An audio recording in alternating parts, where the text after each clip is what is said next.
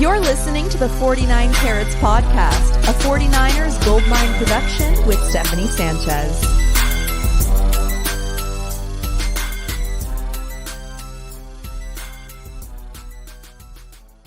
What's going on, everyone? Welcome to another edition of the 49 Carats podcast. I'm your host, Steph. It is Friday, September 8th, and the 49ers either have left already or they're leaving to Pittsburgh, I'm sure, at some point today for their Week 1 matchup against the Steelers. Here to join me for an in-depth preview is Laurie Fitzpatrick for the first of our weekly show we'll be doing all season. How you doing today, Laurie? I'm excited. I'm a little nervous for the 49ers, man. Oh, Somebody on whoever creates these schedules in the NFL, man, they just do not like the 49ers, making them go across the country week one.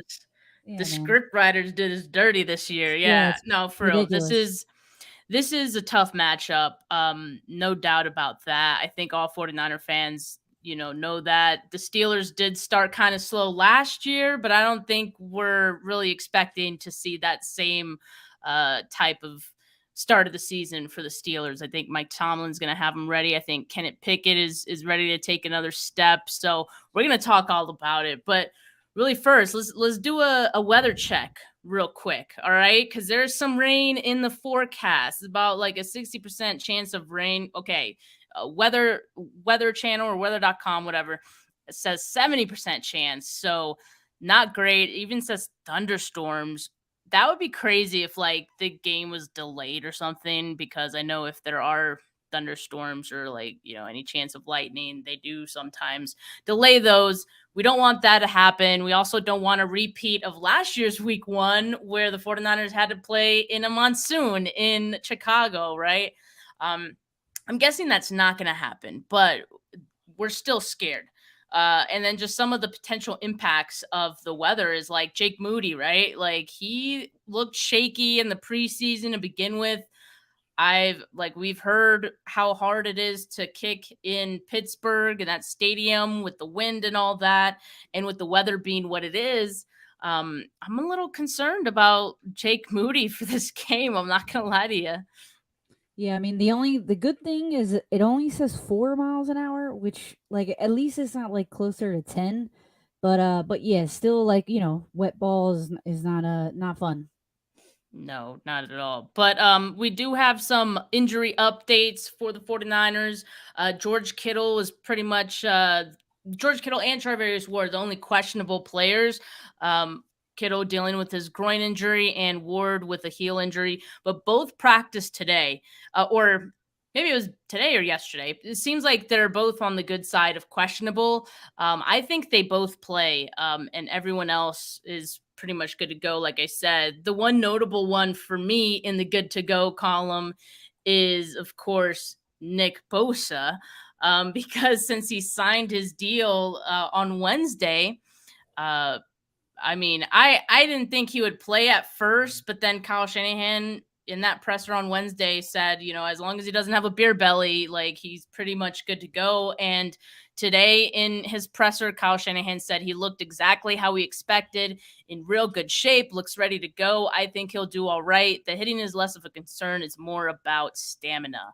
And Bosa did also talk to the media today, first time since signing his new deal, and said he hadn't talked to Kyle about the plan yet, but he'd be up for having a normal workload.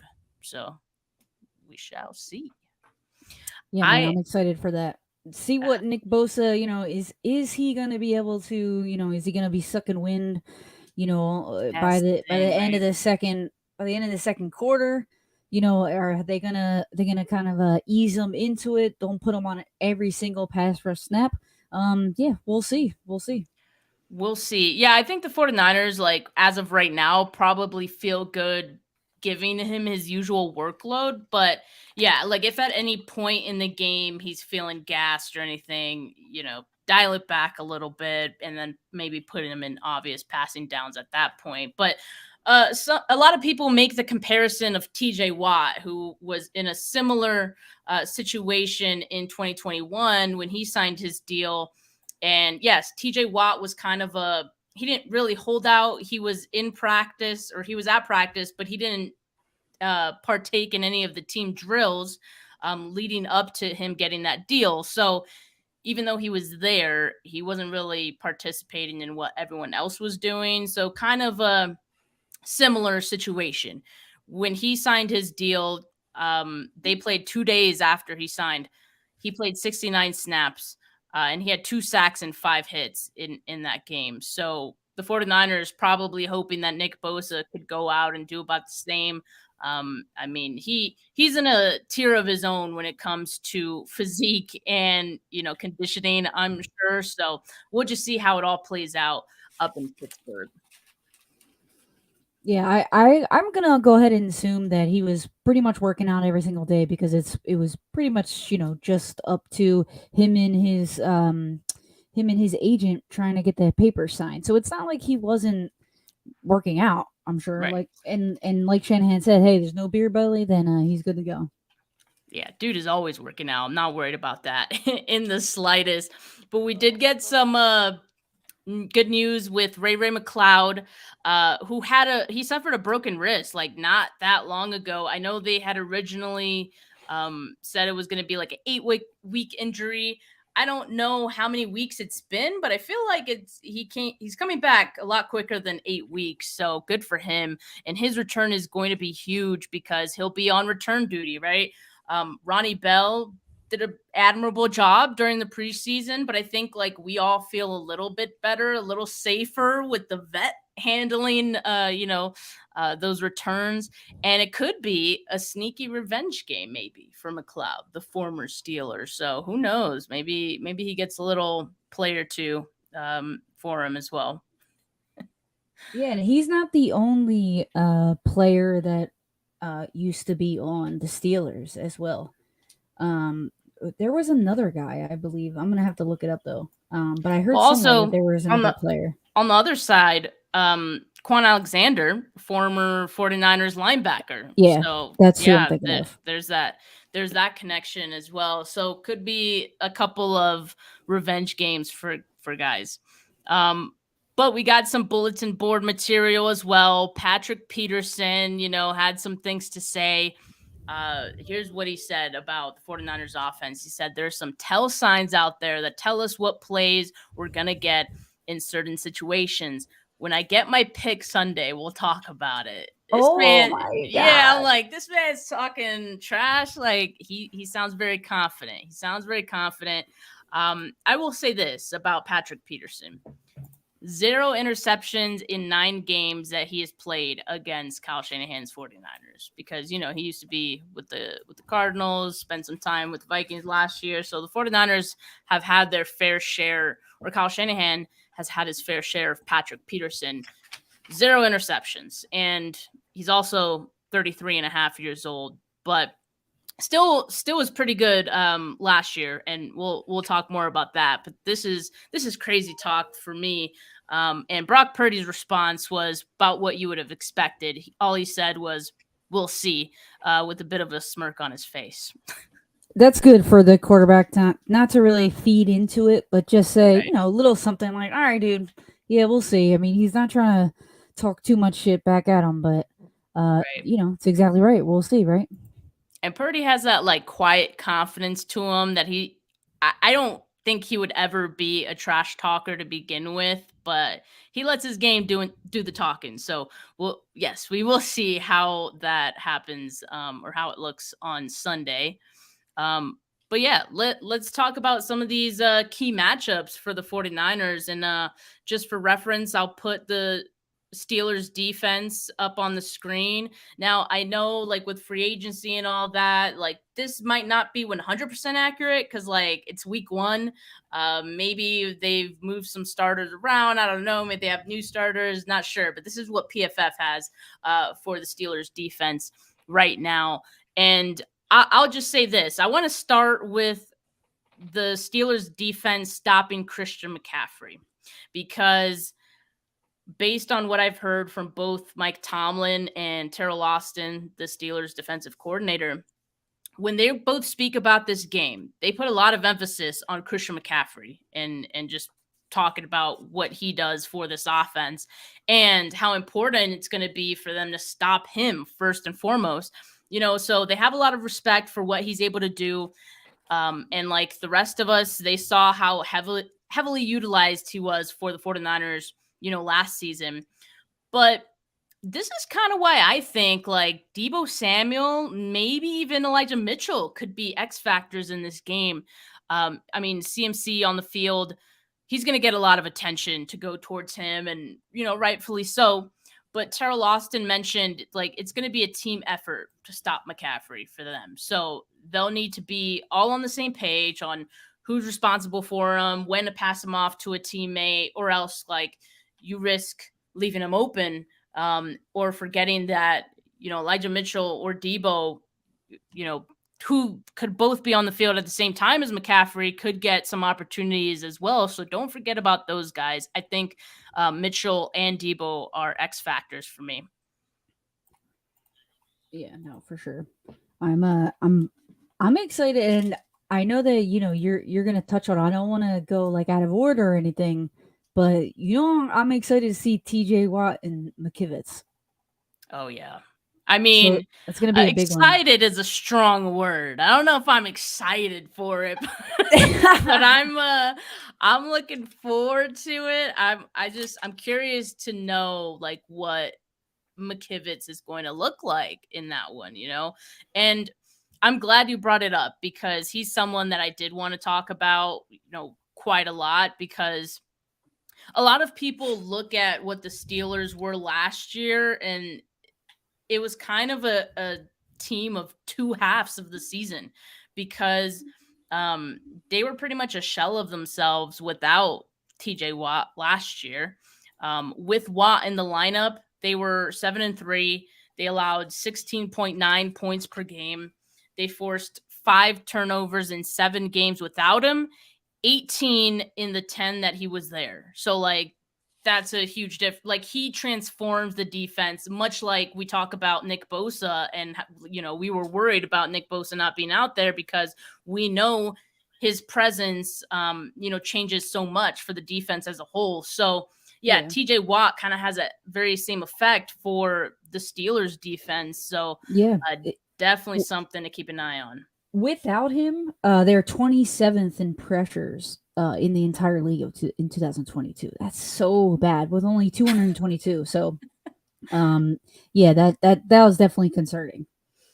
And I just know that, like, if I'm the Steelers, I'm looking at the 49ers offensive line. Colton McKivitz is the guy I would want to, try to target. Yeah, for sure. I mean, he's the new starter on that line. Yeah, he only has 5 starts over the last 3 years. Man. Yeah, I mean, this is his first year of pretty much being a starter, like for the full year, right, from week 1. So it's going to be a really big test. And the one thing with McKivitz too is, and this is where like Nick Bosa's holdout kind of impacts the rest of the team, is that like he wasn't able to like cut his teeth going up against Nick Bosa in practice. Yeah. So like he's kind of going into this, and I've mentioned it in another show too. Like I think even an average to good tackle is going to struggle with TJ Watt. Even like a really good tackle will probably struggle with TJ Watt because he's that good. And here you have a guy who, is new pretty much to the starting lineup, and we're just going to have to see how he does. I mean, yeah, it's definitely a bit concerning because I also know that offensive linemen and like just as a unit, it takes them some time to like really gel and, get into the swing of things. So yeah. But with the Steelers, yeah, they may have started slow, last year, but in week 1 over the last 3 years, they've gotten wins. They played the Bengals and the Bills last year, or it was the Bills in 2022 and the Bengals in 2021, and they got wins, and they were both upsets. So you don't want to have Steelers do that like 3rd year in a row. But that's what I'm saying. Like, that's what's so dangerous about this game, right? Because, like, the Steelers come out and they are ready, like, from the get-go.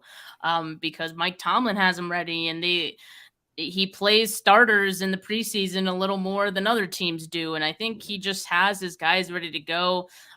Knowing that they have TJ Watt there too is gonna, give them more energy. So this is definitely it's like a week 1 trap game pretty much for the 49ers. Chrissy brings up a good point saying that he'll need help, right?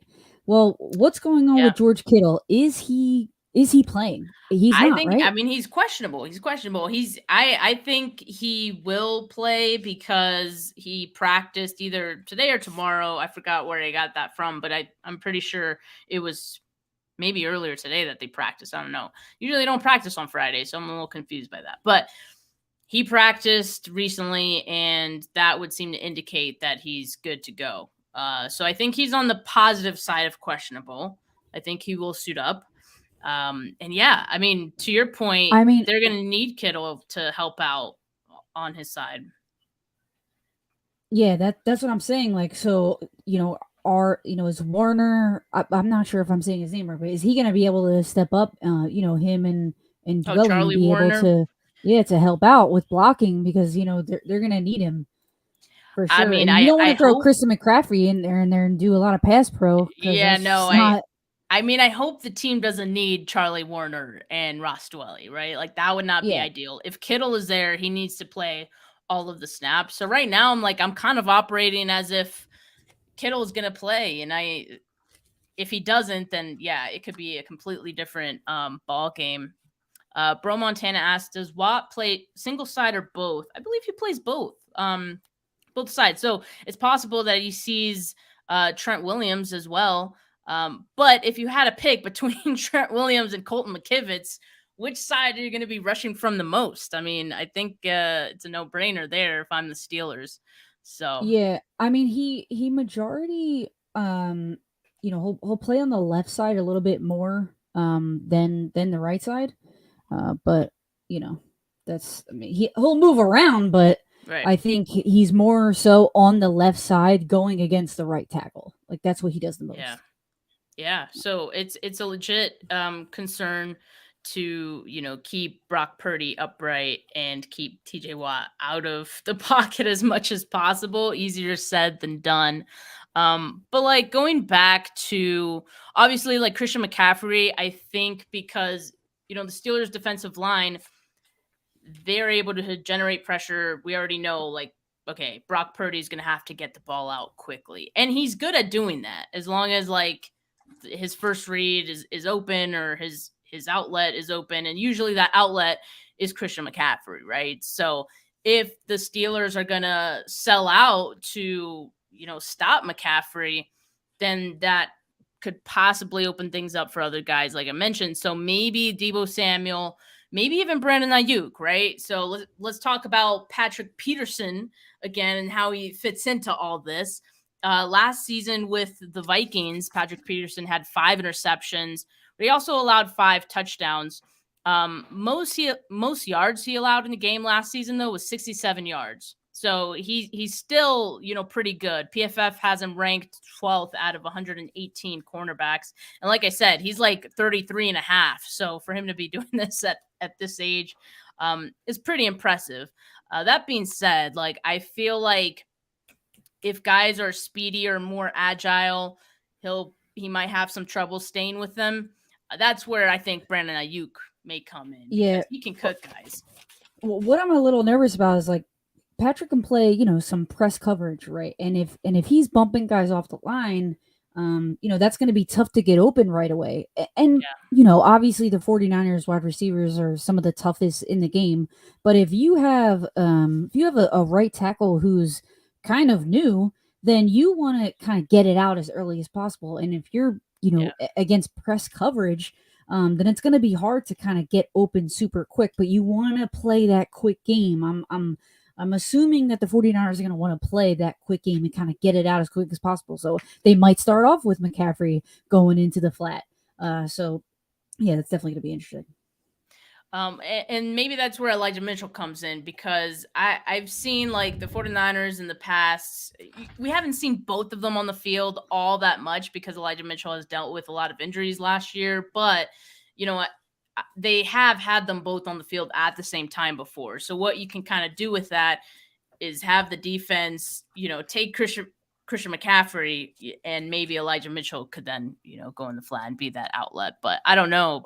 But I would assume, Kyle Shanahan, he knows that Brock Purdy is going to need to get the ball out quickly. So he's going to have to get creative with this one and, see what he does. But so that's Patrick Peterson. The other corner is Levi Wallace, 4 interceptions last year, allowed a 54.9% completion percentage. I will say, it seems like he's more susceptible to giving up the big play than maybe Patrick Peterson is. So there's just something to watch between the two. Maybe if I don't know, Patrick Peterson would probably be on Ayuk, and then Deebo Samuel will probably be on Levi Wallace, or Levi Wallace would be on Deebo. So who knows? Maybe that's a favorable matchup for Deebo. We'll just have to see. But the other guy in their secondary that I would be more concerned with is Minkah Fitzpatrick, of course. Yeah, I'm pretty sure he led the team last year with 6 interceptions. So definitely dangerous. And so if I had to bet against any Steelers getting an interception, it'd probably be Minkah, not Patrick Peterson. Yeah, no, for sure. Keanu Neal, they may target him a little bit. He's their strong safety, so he's not a guy who is very good, honestly. I looked up some of his stats beforehand, and PFF shows him he allows 111 quarterback rating in 2022 or 2021, and 108 quarterback rating in 2022. So he lets up a lot of passes and coverage, even though strong safety is more of a guy that's in the box and maybe trying to stop the run anyway. But at the same time, if he's out there, then it's definitely someone you want to target. And Technic Chic asks, is Peterson playing on the outside? I heard that there might be possibility of him playing nickel. He primarily plays on the outside, but that's, I mean, on those nickel downs, that's an interesting, thought. That would be crazy. I mean, he's kind of old. He's playing on the outside. I think over last year, he was only averaging maybe 3 or 4 snaps in the box, or I think he only had 8 in total against the slot corners last year, and over 1,000 wide. Yeah, so I don't think he would be playing inside at all. But on the other hand, and again, what PFF has here is more of a projection than anything. They have Joey Porter Jr. As the nickel, from what I can see here. So, it's King. King. So yeah, King, and they have Joey Porter on the outside, which doesn't make a whole lot of sense to me. So we'll see. I mean, to be honest, I don't think we really know. It's week 1. It's weird. You don't really know, but I don't think Peterson would be ideal for being, the nickel corner, just at the age that he's at right now. So we'll see what they do, though. Yeah, that would be kind of crazy. Let's talk about the other guys on the Steelers defensive line, though. We talked about TJ Watt. Last year, he only played 10 games, right, because of the injury. In those 10 games, he had 7 sacks, 31 pressures, and he even had 2 interceptions last year. So he's crazy. He does it all. But let's not forget about the other guys on this defensive line, because they're all pretty much good. Cam Hayward, 58 pressures, 12 sacks last season. Alex Highsmith, 55 pressures, 15 sacks. They are loaded at the defensive line. So I think, we are worried about Colton McKivitz, but I think it's a fair concern, to be concerned about the entire 49ers offensive line and how they might fare with some of these guys. Spencer Burford has come along, he's doing a little bit better, but Aaron Banks as well, 2 guys who became new starters last year, but still young players. So this is still a pretty big test for them, I think. Aaron Banks has the advantage of being next to Trent Williams. That will already make you a little bit better. But these are tough matchups. So this is going to be a real big test for the offensive line. Yeah. Cameron Hayward's a beast. So yeah, I think we're going to find out, in this first game, how good this 49ers offensive line is. So how good or bad? I mean, like, yeah, I don't think it's bad. I know a lot of people think the 49ers offensive line is bad. I just don't buy that, just because it's mostly the same starters from last year. The only new guy in there is Colton McKivitz. Granted, we don't know what he's going to look like in the regular season, but like I feel like the talk of, their offensive line is going to suck is kind of overblown. It's fair to be concerned about the depth, but that's any 31 other teams have that same concern, I'm sure. So I think they'll be fine overall, but I've told people, like, don't use this game against the Steelers to make any judgments on Colton McKivitz, because, like, this is just going to be a tough one. Like, TJ Watt's going to win some matchups in this one. It's just what's going to happen, and that's kind of just what I expect. We talked about the 49ers receivers. Let's talk about the Steelers receivers real quick, because they have some dogs on that side too. So Pickens is one of those guys who you can throw a 50-50 ball and he's going to get it. Like, he's crazy. And Kenny Pickett and George Pickens had the highest QBR of any quarterback pairing in 2022. I heard that on the Pat McAfee show this morning. So that's crazy to think about. They have pretty good chemistry, and that connection is going to be something serious. So the 49ers better be ready for it. Charvarius Ward, as I mentioned earlier, he's questionable, probably going to play, but dealing with like a heel thing earlier this week. So we'll see if he's 100%. If not, Diamador Lenore as well will be on the other side. Probably, I don't know who's going to be on who with this one. I would assume that maybe Charvarius Ward is going to have well, let's see where they normally line up. Deontay Johnson, I have him pulled up here. And George Pickens, he has 395 snaps on the right side and 344 on the left. So he moves around a lot. And he only has 136 snaps in the slot. This is from last year. So he's on both sides and not really in the slot, obviously. Okay, same with Deontay Johnson, who I just pulled up. They're pretty even. Like, so they 482 on the left and 430 on the right. So and I'm guessing that's probably just to switch it up and get your matchups against, like, the corner that you prefer, and mix it up that way and not have guys to one side. So it could be Charvarius Ward on either of these wide receivers, and the same could be said for Lenore as well. And they might switch it up, and we could see some of these guys in the slot as well. They also signed Allen Robinson this offseason, who I was just about to mention him. I mean, what are your thoughts on Allen Robinson? Because he has looked washed, like, his last few stops, and I don't know if that's just like the environment of the teams that he was on, or is he just washed? I mean, it was tough. Like, I've always felt bad for him because he's never had a good quarterback. Yeah. Like, even like Matthew Stafford was kind of like, like, what's going on with him? Pretty much just like throw it up and go get it. I mean, Allen Robinson is a good 50-50 ball guy. But he's never really had like a really good quarterback. But with Purdy and obviously under the Shanahan offense, it's a little bit different. It's more like schematic, and less about like how good the quarterback is. So just as long as he, knows his responsibility. Oh, what am I talking about? The Steelers. Yeah. So now that he has Pickett, I mean, Pickett's still kind of up and coming. So yeah, you're still not really sure what Allen Robinson's going to be able to do.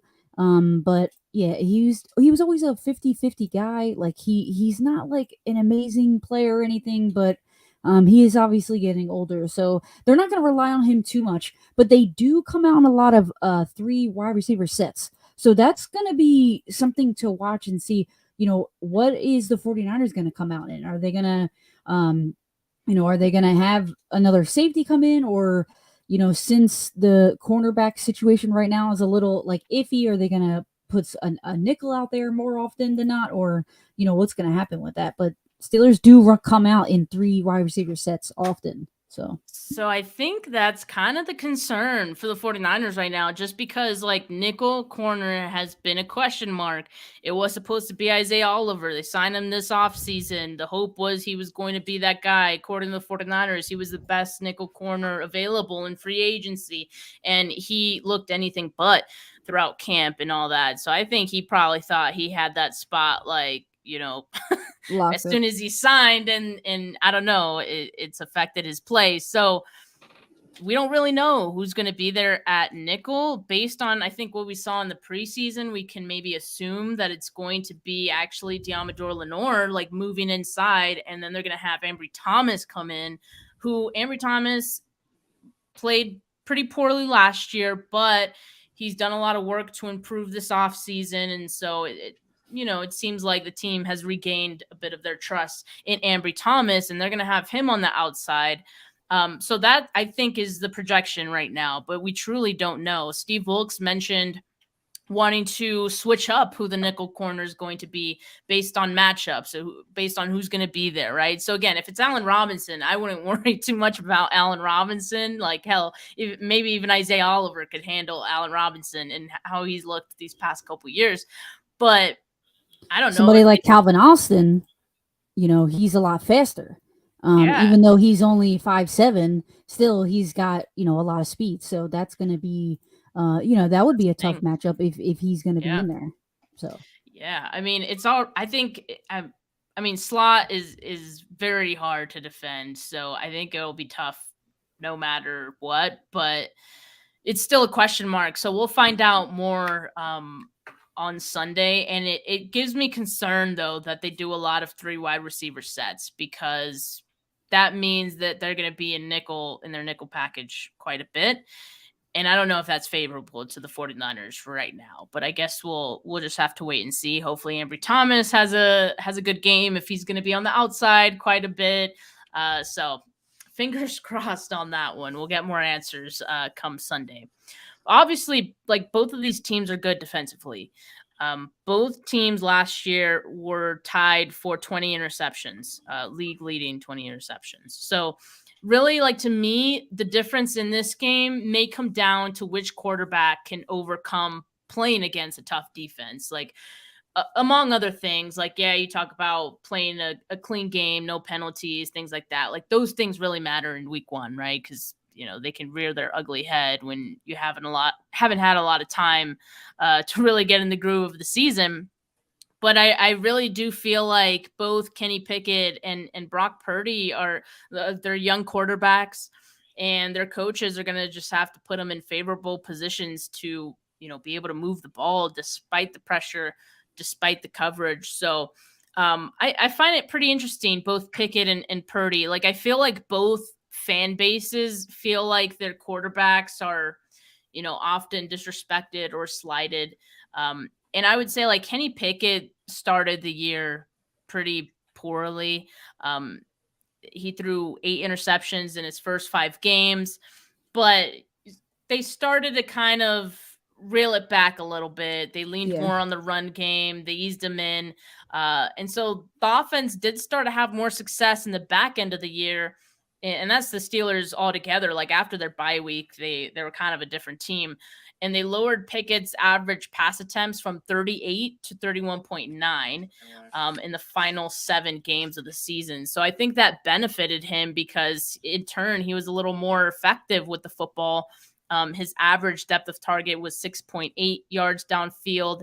Then it became 7.6 after, they toned down the pass attempts for him. So he ended up finishing with 5 touchdowns and 1 interception in the second half of the season. So not bad. So basically, he looked a lot better in the second half of the year. On the other hand, like, Brock Purdy kind of came in at the second half of the year for the 49ers, and he, like, started on a high note. And alternatively, like, everyone thinks that Brock Purdy is going to regress this year, which, like, it's a fair argument maybe, but, like, it's just weird seeing how both of these quarterbacks are on like kind of different sides of the spectrum for like how they started their NFL career and, going into their second year and playing against a really tough defense in their week 1 matchup. Yeah, I mean, I'll put Purdy above Pickett, but it does seem like Pickett's kind of stepping it up a little bit, especially with his rapport with Pickens. So, you know, and I can't deny, like, I like the whole Pickett and Pickens dynamic. I like saying it, but at the end of the day, I think Purdy is probably he's the quarterback in a better situation. So. Yeah, I think so. But I think you could also make the argument that the Steelers' defensive line probably a little better than the 49ers' defensive line. I mean, that's just what I'm projecting for this week 1 matchup. Could change by the end of the year, but so maybe it's a tougher matchup slightly for Brock Purdy than it will be for Pickett. Who knows? Yeah. But yeah, I mean, of course, Purdy has the benefit of all his players to throw to, as well as Kyle Shanahan. Tomlin and, that his offensive coordinator is not too bad either. But, I mean, Kyle Shanahan, he's going to have to get, like I said, creative. And I would imagine he is going to get creative in this one. I mean, week 1, there's really no excuses to start slow, which is why it's so frustrating that the 49ers have with Kyle for quite a bit, because it's like you have weeks to prepare for week 1. Like, however long you want to prepare for week 1, you can do it. So it's like there's no excuses to, go into the game and not be ready. But Laurie, what are your like thoughts for this game? What's your prediction? So, my prediction is I think that, man, it's so tough because if you think about how score prediction, because I hate those two. Yeah, I mean, but I don't mind it right now. I think that the 49ers they'll probably end up scoring like 20 points. I'm just hoping that they're able to like stop the first week streak that the Steelers are on right now. Just being able to come out with wins. So I'm just hoping that they're able to do that. I am excited to see what TJ Watt is able to do against McKivitz. That's what I'm going to be looking at most. And these cornerbacks for the 49ers, especially like the 3 tight end or the 3 wide receiver sets, like we were discussing. What is that nickel situation going to be looking like? And then, Nick Bosa is how many snaps is he going to have? Is he going to look, gas a little bit early? Is he in shape? So I'm going to be looking at obviously all those things, but I think that, it's going to be up to the quick game for the 49ers, yards after the catch, obviously. And it's going to be up to the Steelers defense, I think, to stop the 49ers offense. That's what the biggest thing I think is, going to be coming into this game. So I think the 49ers overcome, and I think they get a win this week. All right. I'm also feeling, better, I would say, because like at the beginning of the week, I did not feel good about this matchup because I was like, Nick Bosa is probably not going to be there. But again, like him being there, I think makes a huge difference. You saw it in the players' reactions, just how excited they were to have him back. To me, it was like a shot of adrenaline. I think they really needed that going into this week 1 game, given like everything that happened this offseason with like all the quarterback stuff and like, then the holdouts. So I think it was nice to get that pressure off a little bit, and then they can go out and just execute and be the team that they aspire to be this year, right? Which is a Super Bowl team. So that starts with week 1. They can't afford the slow starts. So I do think ultimately they get it done in this one, although it is going to be very, very tough. I expect this one to be low scoring, actually. So I'm thinking, I think I said like 16-13 earlier this week. So I'm going to stick by that. And I think the 49ers pull out the win. Oh, man. All right. Well, Laurie, you're a Jags fan. How you feeling about your Jags this week and this season? I think I'm more worried about week 2 than I am week 1. I think just as long as the Jags can kind of stop Anthony Richardson, and him running the ball, just because of how good of an athlete he is. And sometimes these young quarterbacks, if they don't when they're getting zone, if they don't see those windows open right away, they may tuck and run the ball. With these guys. So I think it's going to be about, the Jaguars being able to catch Anthony Richardson. And I am so worried. So when everybody watches this game, pay attention to the pass rush, because the Jaguars pass rush was like non-existent last year, and they didn't do anything to beef it up. If anything, they lost some guys. So I'm definitely a little bit worried about can they get home? Can they basically, tackle Anthony Richardson and stop them there? But I think obviously, the Jags will probably win this one. Especially with their newest target out there, Calvin Ridley. That's going to be exciting to watch. That offense is going to be electric. So who cares about the pass rush and the defense? You guys got the offense down, and you guys could score points. So yeah, but like Saxonville, come on, man. Like, they have to bring it back. Yeah, that's what I'm saying. I feel good about the Jags this year, but yeah, we'll see. We'll have the end of show banter talking about the Jags every show. So we'll see how they do. Hopefully, both of our teams come away with a win on Sunday. But Laurie, thank you for joining me today, and all you guys that tuned in, thank you for spending part of your Friday with us. Make sure that you like this video. Make sure you subscribe to the channel if you have not yet. But for now, have a good rest of your Friday. Have a good weekend, folks. Peace.